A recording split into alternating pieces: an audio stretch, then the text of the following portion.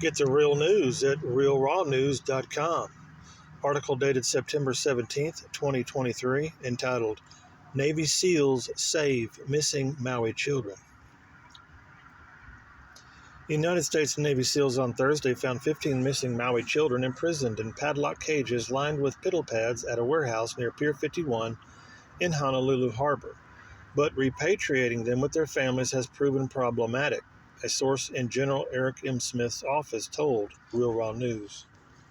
Since mid-August, the White Hat Coalition has skirmished with regime forces while searching for 1,500 children whose parents had not enrolled them for school in 2023, even though many attended schools that survived the fires or were distant enough to avoid damage. Our sources believe that FEMA and the regime's unlawful Joint Task Force 5-0, commanded by General Charles Flynn, murdered many of the missing, evidenced by bodies found in mass graves, but do not believe that Biden's forces gunned down or took flamethrowers to all 1,500. The federal government and its media allies have refuted claims that children in Maui went missing, saying that either left Hawaii or registered for distance learning due to an emerging strain of COVID.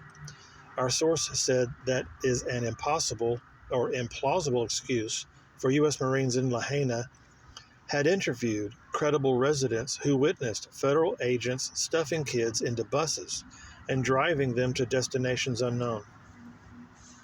Our people get intel from locals, the Lahaina underground, residents that didn't flee and want Governor Green and the cabal ejected from the island. Our purpose is threefold: expel or destroy Biden's occupying forces, aid relief efforts, and find the children, our source said. He added that Marine reconnaissance platoons in and around Lahaina heard rumors suggesting that feds had ferried or flown kidnapped kids from Maui to Oahu, ostensibly to sell to child slavers or adrenochrome harvesters. The stories were too numerous and craven to dismiss as hearsay, so Marines forwarded the villagers' detailed accounts up the chain of command to General Smith's office at Camp Pendleton. General Smith was particularly interested in a story that surfaced the previous day, originating from a Lahaina woman claiming to have overheard a conversation in which federal goons and JTF 5-0 personnel discussed a nefarious plan to seek a dozen children they had hidden in Maui to a safe house at the Honolulu docks in Oahu. She listened to only a fragment of the conversation before fleeing for fear of being captured or killed. Our source said that General Smith contacted his U.S. Naval Special Warfare Command allies, who activated a SEAL team to investigate the terrifying tale. The team's leader said the frogmen would leave at once for Hawaii, but expressed concern that the children might be gone by the time they had eyes on Honolulu Harbor, as the intel would be over a day old. NSWC ordered the SEALs to check Piers 39 through 51, where container ships routinely berthed, and nearby buildings for signs of missing children. An OV-22 Osprey on alert at Marine Corps Base Hawaii would await a request for extraction. The team arrived in Honolulu Thursday night and scoured several shipless piers and structures before abruptly stopping outside a storage building that smelled like ammonia. It held only fish packed in ice. Undeterred, the SEALs continued their rudderless search, finding at 3 a.m. a warehouse guarded by 3 men clad in tactical gear and toting automatic rifles. Cloaked in shadow, the SEALs deployed parabolic microphones and infrared scanners while aiming silenced rifles at their quarry downrange. The guards mumbled amongst one another about their frustration at being paid a pittance to work the graveyard shift, and the infrared guns revealed multiple heat blooms inside the warehouse. They couldn't tell the number of warm bodies in there, just clusters of temperature gradients. The probability of employees working in a dark warehouse at 3 in the morning was about 0, our source said. A few SEALs separated into a sniper team and scaled an access ladder to the rooftop of a nearby maintenance building. They set up overwatch while the oblivious sentries ambled about, their faces lit by flood lamps illuminating the facade. The SEAL commander said he wanted one alive if possible.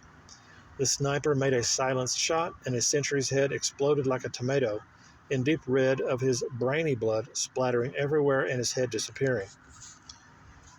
"Screw this, let's get inside," a different sentry reportedly shouted, but his comrade had bolted across the platform, his boots thudding like hooves, and had run directly into the SEAL commander, who had maneuvered in the darkness as if guided by some inner sonar, sending the location of his prey. The SEAL commander subdued the sentry with a single punch to the kidney. The third guard was struggling to open the warehouse doors when a SEAL's bullet struck his neck, killing him. Once inside the warehouse, the SEALs saw the unimaginable. Sedated children, some covered in their own urine and feces, locked inside cages barely large enough to fit a dog. Not one child made a peep. They silently stared through wire mesh as if in a hypnotic trance. In all, the warehouse had 15 young children imprisoned in filth. The lead SEAL keyed his microphone. "We need extraction ASAP. It could get hot. 2 enemy KIAs, 1 alive. 15, I repeat, 15 kids. I need medical." "Airborne in 2 minutes," came the reply. The Osprey soon hovered at the edge of Pier 51B and lowered its ramp. The SEALs carried the children's limp bodies and an unconscious prisoner aboard the plane, then instructed the pilots to leave immediately. At Marine Corps Base Hawaii, staff treated the 8 boys and 7 girls for acute propofol, a potent sedative intoxication. Blood work also showed traces of haloperidol, an antipsychotic medication for schizophrenia.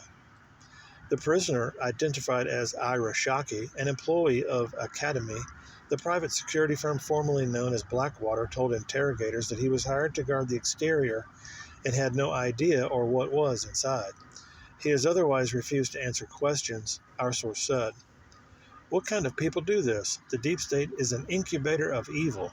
It taints what it touches. Now we must find out if these kids' parents are out there somewhere, or if they're among the missing, or bodies we've unearthed. Macroscopically, this seems insignificant. 15 kids out of 1,500 unaccounted for? We won't stop until they're all found or accounted for," our source said.